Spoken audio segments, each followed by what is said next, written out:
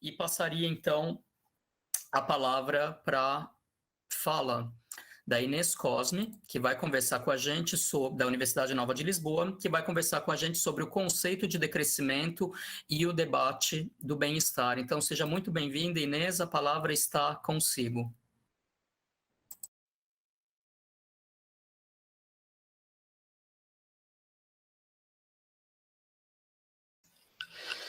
Boa noite a todos. Aqui diretamente de Lisboa, Portugal. Estão a ver o meu ecrã? Sim, aparecendo. Ok. Muito bem. Deixem-me só aqui confirmar. Então, meu nome é Inês Cosme.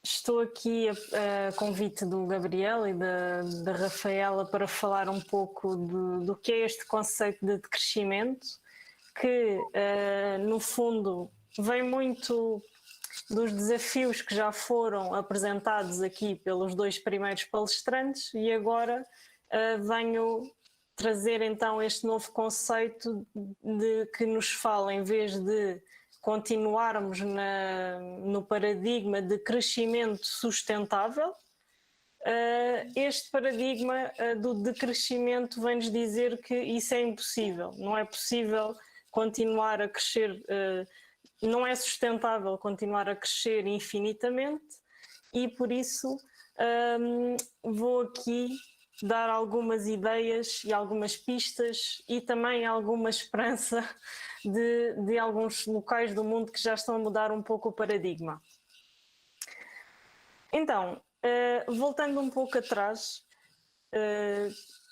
queria só realmente realçar esta parte mais da crise ambiental, da crise ecológica que estamos a viver, além da grande crise social, das desigualdades crescentes, de vermos que de facto este sistema do neoliberalismo não está a resolver os problemas sociais que existem. Temos também este desafio acrescido que são os chamados limites planetários. E isto é um estudo que foi feito por este senhor que é o Rockström e os colegas, em que foi definido de facto, de forma quantitativa, um espaço seguro para os humanos operarem as suas atividades. O que é que acontece? É que, de facto, como veem neste esquema, já ultrapassámos destes 9 limites que eles definiram, já ultrapassámos 4 neste momento. E, portanto, o que isto quer dizer é que, no fundo, existem aqui certo tipo de sistemas ambientais que não sabemos como é que eles vão reagir a partir de agora. E por isso temos, por exemplo, as alterações climáticas são muito faladas, podemos continuar num clima estável durante mais algum tempo, pode haver mudanças abruptas, e o verdadeiro risco associado aos humanos é não sabermos de facto como é que se vão comportar os sistemas e a que ponto é que estamos ou não de no fundo não haver um espaço natural para a economia sequer operar, não é? E portanto penso que isso é relevante.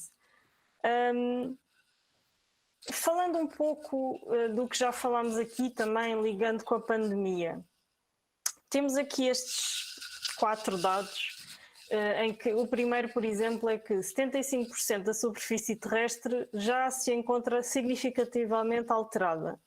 Isto é relevante em termos do coronavírus e de outros vírus que vão aparecer na nossa vida, porque de facto os humanos estão a entrar em espaços naturais nos quais eles não costumavam entrar, estamos a entrar muito para dentro dos sistemas naturais e estamos a ser expostos a vírus que nunca estivemos expostos a eles e que, portanto, o nosso sistema imunitário não está minimamente habituado a eles.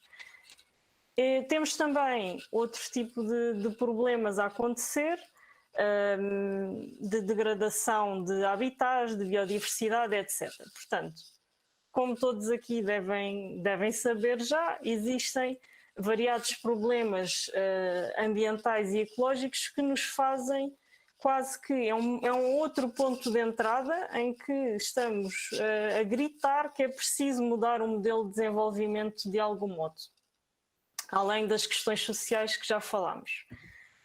Depois temos também esta ideia de que nem toda a gente, nem todos os países têm a mesma responsabilidade nos problemas que se passam no mundo.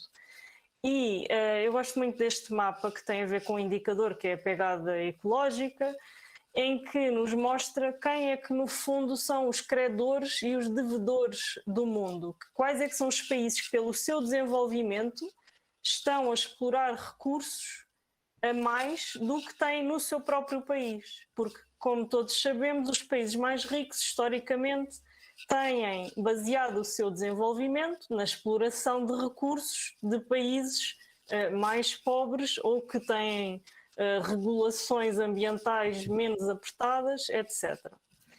E então aqui, só para dar aqui ideia, portanto temos aqui, a vermelho estão os grandes devedores ecológicos, ou seja, os países que estão desenvolvidos devido recursos que vêm essencialmente fora do seu país. Mas, se olharmos, pode parecer um pouco estranho, porque Portugal está vermelho como a Índia está vermelha, não é? Pronto. E então, a ideia aqui era mostrar-vos um bocadinho que, apesar de ambos serem devedores, Portugal, que é um país muito mais pequeno, com uma população muito menor do que a Índia, precisaríamos de 3,1 planetas, é o que resumidamente este índice quer dizer, para vivermos. Portanto, precisamos de recursos de 3,1 planetas que não existem. Na Índia são devedores, mas se repararem, ainda há muito espaço, não é, para evoluir e para, de facto, lidar com esta questão dos recursos naturais. Depois temos um dos grandes credores, que é o Brasil, pelos recursos naturais todos que tem, mas como vemos aqui ao longo do tempo também a capacidade, a biocapacidade do país está a decrescer a um nível também avassalador devido às políticas de desflorestação, de todo o tipo de políticas de exploração de recursos. Além disso, e como o Sérgio também falou e muito bem, o crescimento económico não está a resolver as desigualdades e tanto este argumento como todos os argumentos passados acerca dos problemas ecológicos, climáticos, etc., são a base do porquê de surgir este paradigma do decrescimento e como uma alternativa, no fundo, à visão neoliberalista de acharmos que só é possível vivermos bem e de haver emprego e de haver prosperidade com um crescimento económico constante. Não sei se conhecem esta economia do donut. Eu gosto deste conceito porque que foi cunhado por esta economista inglesa que é Kate Raworth. Ela, no fundo, junta o problema ecológico ou social e define aqui um espaço não só seguro em termos de recursos naturais para os humanos, mas também justo. Portanto, ela adiciona uma parte social em como que fala de limites sociais mínimos para as pessoas se desenvolverem e prosperarem de uma forma boa e vantajosa. Obviamente que todos estes problemas são exacerbados pela globalização, toda esta questão dos recursos naturais que são explorados de um lado do mundo para desenvolverem outros países, toda esta questão de que não parece ser sustentável. Isto, se pensarmos bem nisto, não faz muita lógica, não é? Porque se estamos a explorar pessoas do outro lado do mundo para manter um estilo de vida dito desenvolvido, então alguma coisa se passa, não é sustentável, quer dizer, não é possível continuarmos com este tipo de desenvolvimento. Mas no fundo, dentro desta argumentação também se tem refletido um bocadinho sobre o que é isto dos limites, porque é muito falado na área ambiental, na área da sustentabilidade, que existem limites ao nosso crescimento económico e é uma grande desgraça que temos que limitar o crescimento.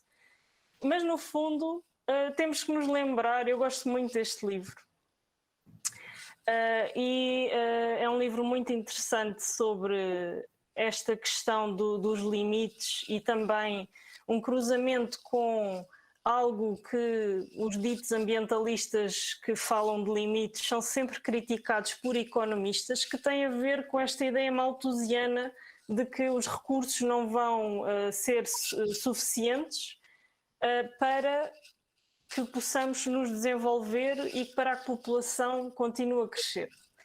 E no fundo o que tanto uma perspectiva mais clássica da economia como também esta perspectiva de crescimento constante nos diz é que a tecnologia vai sempre resolver os nossos problemas. Portanto, vamos sempre arranjar maneira de conseguir produzir alimentos de outra maneira. Os humanos são muito criativos e vamos sempre conseguir dar a volta e somos um pouco como as baratas, vamos andar sempre por cá e somos muito resilientes. Só que, no fundo, é como é que imaginamos esse tal planeta, esse tal mundo, e os limites são uma construção humana, obviamente, e é uma questão de escolha. Podemos nós querer decidir, como comunidade, que vamos dar cabo do planeta inteiro, mas pronto, vamos fazer uma festa nestes últimos anos que cá restam os humanos na Terra e é uma questão de escolha, não é? Por absurdo.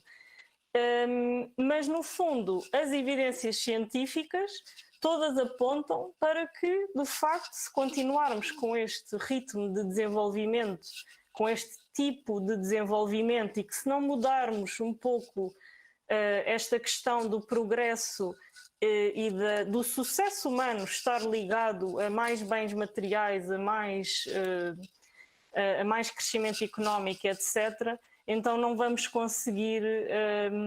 vai chegar um momento em que vamos deixar de ter uma escolha. Pronto, é mais isso.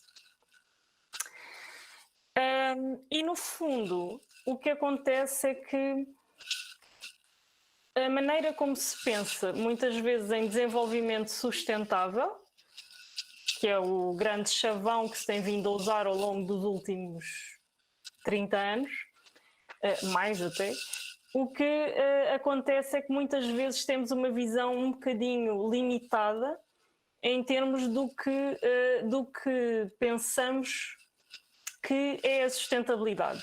E eu gosto muito desta frase da Dana Meadows, que é uma das autoras do relatório do Clube de Roma dos Limites ao Crescimento, que foi um dos grandes livros que começou este debate a nível mundial, que de facto existiam limites ao nosso desenvolvimento.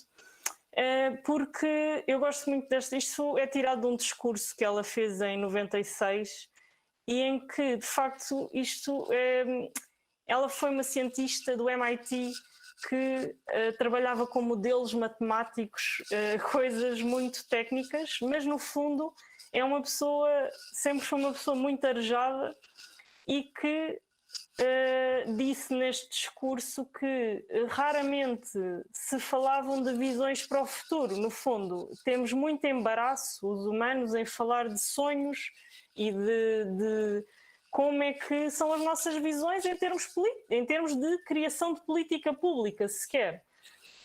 E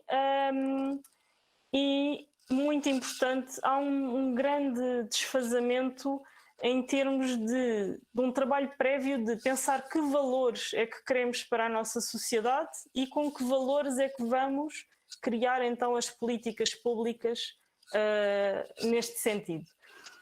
E uma das questões mais recentes, aliás, um dos discursos mais recentes que eu ouvi sobre isto é precisamente da Escócia, do governo da Escócia, em que eles criaram, e já vos vou falar um bocadinho disso um bocadinho mais à frente, criaram um sistema de economia de bem-estar para a Escócia, e a primeira coisa que eles fizeram foi discutir de uma forma alargada que valores é que eles queriam por trás dessa economia de bem-estar. E a partir daí, a partir desses grandes valores, é que prosseguiram então para não fazerem políticas dispersas de bem-estar. Todos tinham que estar mais ou menos alinhados, e foi um processo participado e bastante interessante. E então, existe um livro muito interessante que eu deixei aqui a referência, que se chama O Pluriverso, que tem precisamente a ver com esta questão de que o desenvolvimento não é um conceito que é igual para todos os países, a sustentabilidade, a igualdade, tudo não é igual, e portanto o que interessa cada vez mais é fazer alianças entre maneiras de ver, diferentes culturas, diferentes maneiras de perceber sequer o que é a sustentabilidade para um país, e como é que de facto as pessoas conseguem imaginar um modelo económico e social diferente do que temos hoje em dia. Eu lembro-me sempre, de há uns anos, ouvi falar numa conferência, não sei se já ouviram falar, do Green Shake, que é um cheque eu penso que ele, já não me lembro se era da Arábia Saudita, se era dos Emirados Árabes Unidos, e eu nunca tinha pensado qual era o conceito de sustentabilidade para aquela zona, para a Arábia Saudita ou os Emirados Árabes, e um dos pilares fundamentais era a família, por exemplo. E geralmente o que é que nós vemos nos pilares da sustentabilidade? É a economia, a ecologia e a sociedade, não é? Pronto, e de facto basta alargarmos um bocadinho para outra cultura e percebemos logo que um pilar pode ser a família, por exemplo. Portanto, isto só para nos mostrar a pluralidade de ideias, de visões, etc., que podemos pensar. E por isso estamos aqui a afunilar para o argumento principal do decrescimento, que tem a ver que o crescimento económico tem que ser visto, no fundo, como um meio de chegar aos últimos fins do desenvolvimento humano. E estes últimos fins são o bem-estar, a felicidade, a harmonia, o sentido de identidade, todas estas questões que, no fundo, é o que toda a gente quer, em princípio, chegar. E muitas vezes a gravidade da situação é que o crescimento económico é visto como um objetivo principal. Todas as decisões que se tomam são em prol do crescimento económico. E por isso é um pouco esta mudança que... Continuam a ver o meu ecrã? Parece de repente... Sim, Inês, está tudo claro aqui. E esta pirâmide também nos mostra que, na base, sem conservação deste capital natural, nada do resto pode existir, nem mesmo o crescimento económico. E então o que é um pouco proposto nesta ótica do decrescimento é que, e não só, e em todas as narrativas em que se aceita limitar, no fundo, o crescimento económico, e que isso não choca, é que a economia tem que estar um pouco também, como o Sérgio dizia do Polanyi também, que sempre falou da economia estar encrustada na sociedade. Aqui ainda se adiciona uma versão mais contemporânea em que o ambiente é que, no fundo, enquadra tudo isto. E, portanto, não conseguimos fugir desta matriosca de pilares e também de prioridades, no fundo. E por isso existem estes dois grandes grupos de narrativas, no fundo. Temos uma narrativa muito mais institucionalizada, muito mais estável e bem, com uma narrativa forte, que é esta questão do crescimento verde, que é a narrativa altamente aceite por Nações Unidas, OCDE, os governos no geral. Acho que hoje em dia já quase ninguém se atreve a dizer que não é preciso, pelo menos, ter algumas preocupações ambientais. E depois temos um tipo de narrativas um pouco diferentes que, de facto, aceitam esta limitação do crescimento. Dentro destas narrativas existem umas mais ou menos radicais que outras e, de facto, a que eu tenho investigado, pesquisado nos últimos anos, pela sua radicalidade também, é o decrescimento, que é das que mais defende que não chega só parar o que estamos a fazer, temos também que acabar por diminuir o ritmo. E então, chegando aqui a um conceito sintético do que é o decrescimento, é uma promoção de uma redução da escala da produção e consumo, mas feita de uma forma equitativa, ou seja, pressupõe-se aqui que não é possível ser sustentável sem diminuir a produção e o consumo, e em que, de facto, o foco passa a ser o bem-estar humano e as condições ecológicas equilibradas no curto e no longo prazo. É importante esta questão da escala, porque o decrescimento começou por ser um conceito que é bastante eurocêntrico ou bastante centrado no Ocidente por uma questão específica. É como se considerássemos que estes países já ultrapassaram o desenvolvimento que é necessário. Já existe as condições básicas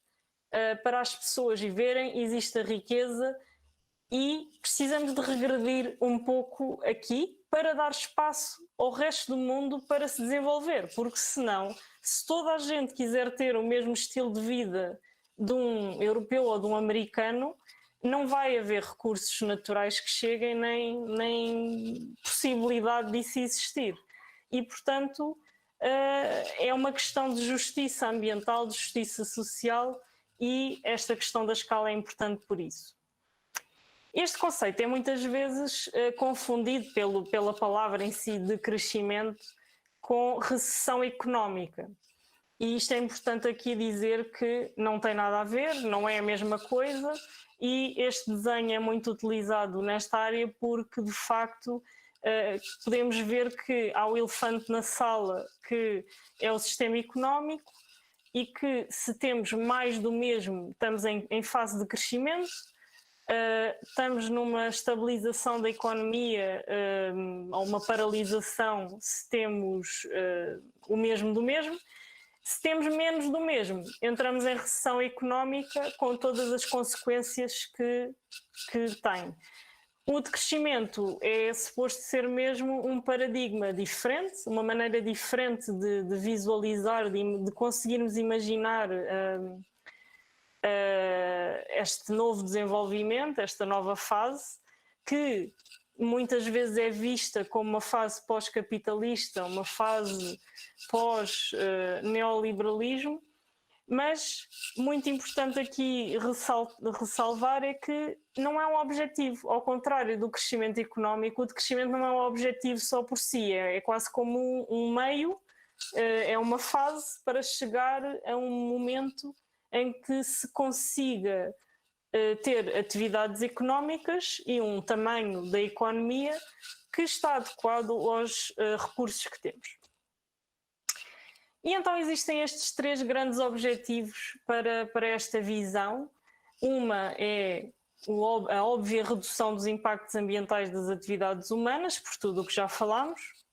O segundo é a redistribuição da riqueza e rendimentos, tanto dentro dos países como entre países do mundo. E, no fundo, há este terceiro objetivo, que é o mais central e o mais diferente do decrescimento, que tem a ver com esta promoção de uma transição para de uma sociedade materialista para uma sociedade que tem outro tipo de valores, como o convívio, a participação cívica e a coesão social, entre outras questões. No fundo, o que se tem discutido nesta área tem a ver com que existem vários modos e obviamente que as pessoas discordam de como chegaremos a este ponto. E depois podem vocês também dar a vossa opinião ou dizerem se concordam ou se discordam. Mas existem 3 grandes modos que se consegue prever que são de transformação.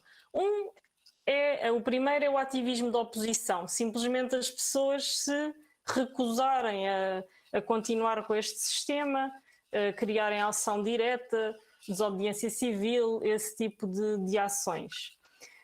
Um outro um pouco mais construtivo tem a ver com, de facto, construção de alternativas, provar que é possível fazer de outra forma, fazer pequenas experiências, alargar as experiências, tentar experimentar, perceber que problemas é que surgem e criar, no fundo, novas instituições.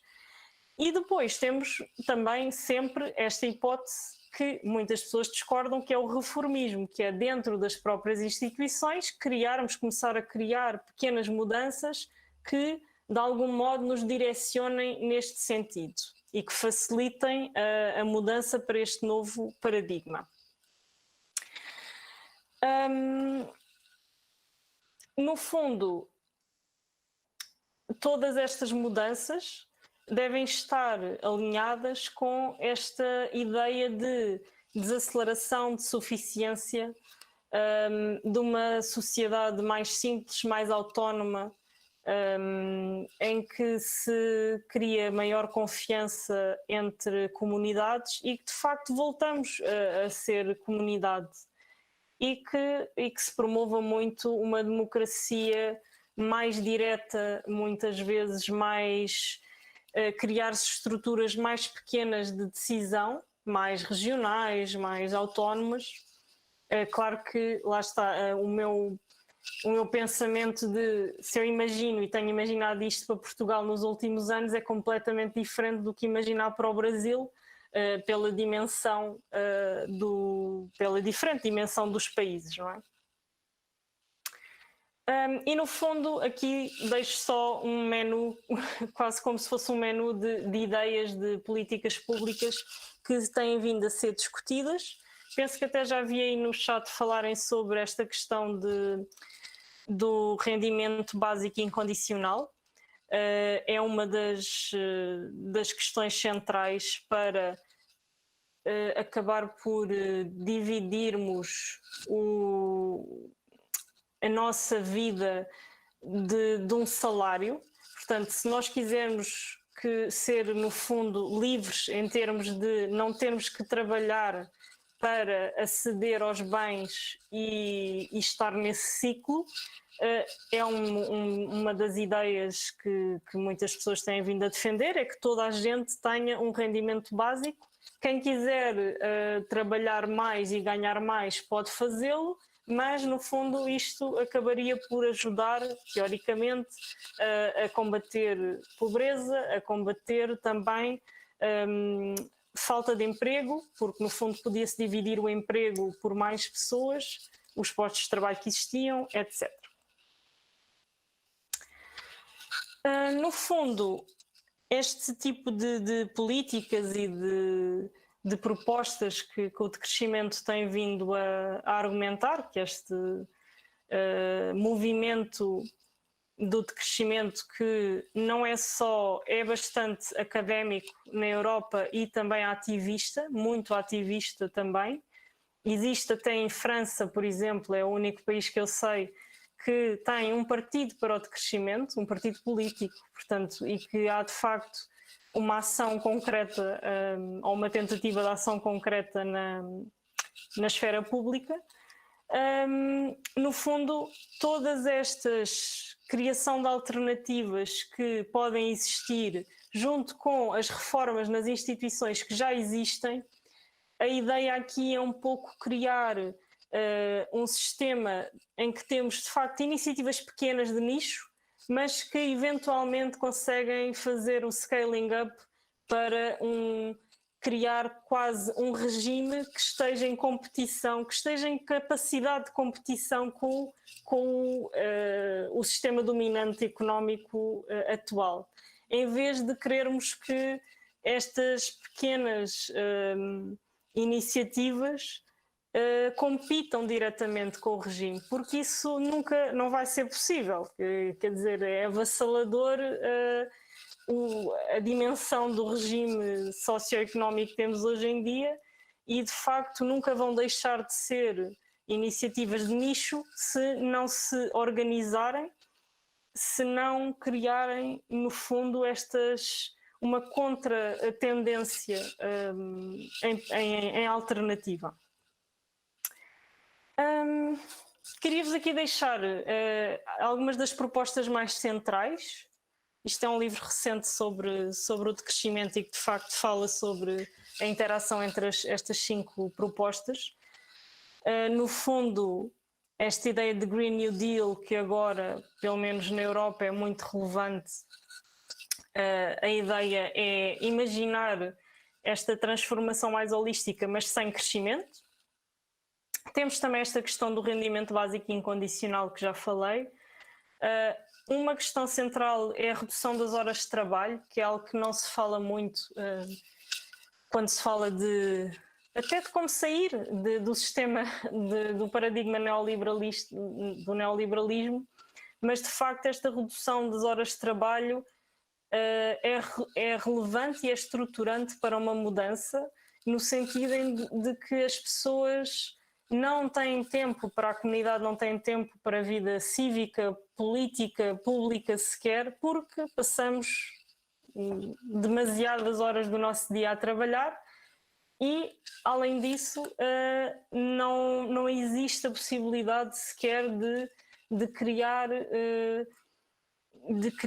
outro tipo de trabalho voluntário, trabalho para a comunidade, além do trabalho que já temos. Depois temos aqui muito esta aliança com a chamada economia social e solidária, uma economia com outro tipo de objetivos que não só o crescimento. E como é que vamos pagar isto tudo? Uma das hipóteses é de facto ir pelo sistema fiscal, mudar a maneira como onde se vai buscar até os impostos. Há aqui uma grande discussão sobre que não se devia, por exemplo, ir tirar dinheiro do rendimento, dos salários, porque é uma questão, é uma coisa boa, não é positiva, e deveria-se ir buscar mais dinheiro, por exemplo, a bens de status, a bens que de algum modo, a produtos que são muito poluentes ou que que de facto são considerados maus, simplificando. E dentro destas propostas todas, muitas vezes, e é um pouco o que o crescimento verde faz, é olhar só para os eventos, o que é que está a acontecer. Ok, temos uma indústria poluidora, vamos pôr uma tecnologia para reduzir as emissões de dióxido de carbono e fica tudo bem. Mas, no fundo, isso não chega, tem que se ir muito mais além desses eventos que conseguimos ver a olho nu, digamos, e perceber que forças estruturantes é que estão por trás desses eventos, perceber padrões, perceber estruturas sistémicas que estão a impedir a mudança e, no fundo, chegar até aos modelos mentais que individualmente cada um de nós tem e que, no seu conjunto, criam esta mentalidade de que não é possível viver de outra maneira senão a maneira como temos hoje em dia. E então, algumas das ideias que deixo aqui para debate são, de facto, como repensarmos isto, como como pormos a política pública também ao serviço de uma mudança deste tipo. E algumas das coisas que tenho refletido ao longo dos anos são, de facto, que é muito importante a criação de um equilíbrio das vozes para que os grandes interesses económicos claramente não consigam ter uma voz tão evidente. Às vezes existem empresas, não é? Acho que todos nós já vimos aquelas tabelas de empresas que têm um capital maior do que o PIB de alguns países, e de facto isso traz um grande desequilíbrio de poderes mesmo dentro do aparato em termos mundial. E portanto uma das grandes funções que eu vejo em termos de políticas públicas é de facto o reforço do equilíbrio destes poderes, de algum modo, destas vozes. E depois outras questões mais práticas é, por exemplo, fomentar muito mais que as prioridades sejam criadas pelas pessoas, diretamente pelos cidadãos, e que se crie uma cultura mais aberta, mais participativa e principalmente que seja menos burocrática e mais flexível, no sentido de que muitas vezes sabemos que as políticas públicas, uma vez implementadas, é praticamente impossível voltar atrás, muitas vezes não são monitorizadas sequer para perceber se estão a funcionar, se estão a ir de encontro ao que se pretendia, e portanto algumas das coisas que se debatem muito no decrescimento têm a ver com como implementar, como fazer os processos participativos, como criar política, o próprio processo de criar política diferente. Queria-vos deixar aqui esta referência deste relatório que é bastante interessante, desta Wellbeing Economy Alliance, em que, se repararem neste desenho, estes discursos diferentes e que acabam por confluir no mesmo são interessantes de analisar, em que para uma economia de bem-estar temos que ter todos estes pilares em conjunto a trabalhar. Existe esta aliança global para uma economia de bem-estar em que vários governos estão a implementar já uma série de medidas. Por exemplo, temos aqui... Bem, este é um exemplo que vos queria dar, mas que não é desta aliança em si, mas claro, é um exemplo paradigmático, muitos de vocês já devem ter ouvido falar, que é esta ideia de felicidade interna bruta em vez de produto interno bruto, que é implementado no botão como uma alternativa ao PIB. Portanto é mais importante lá esta ideia de felicidade interna bruta do que do PIB em si. Mas depois existem outros governos diferentes, de países também mais ricos e com mais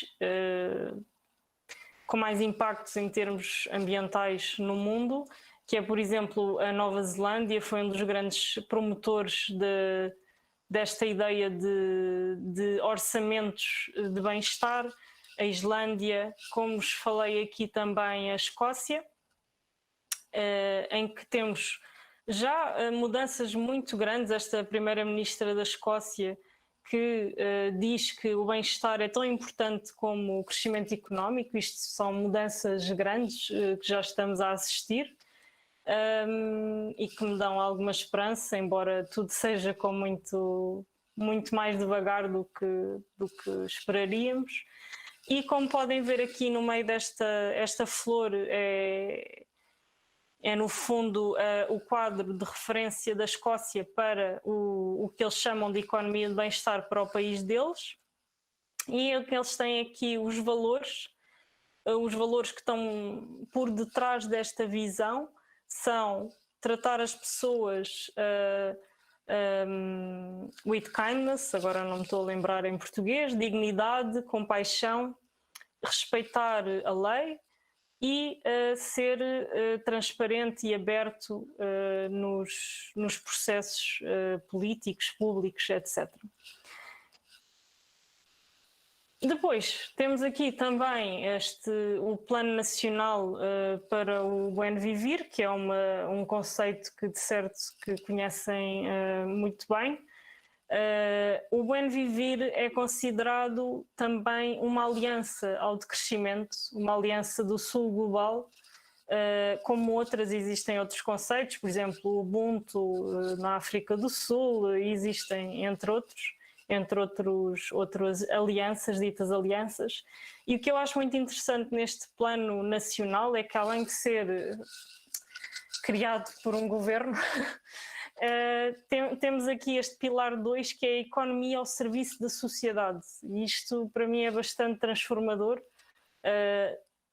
Dizer diretamente que a economia deve estar ao serviço da sociedade. Voltando aqui e termino aqui a minha intervenção também olhando para este gráfico. O que eu pensei também ao longo das outras intervenções foi que a desigualdade não é só social nem económica, também tem muito a ver com os custos ambientais a que as pessoas estão sujeitas e às más condições ambientais a que estão sujeitas, de saúde, etc. E muitas vezes são as pessoas mais pobres que são mais sujeitas, ainda por cima, a esse tipo de problemas de saúde.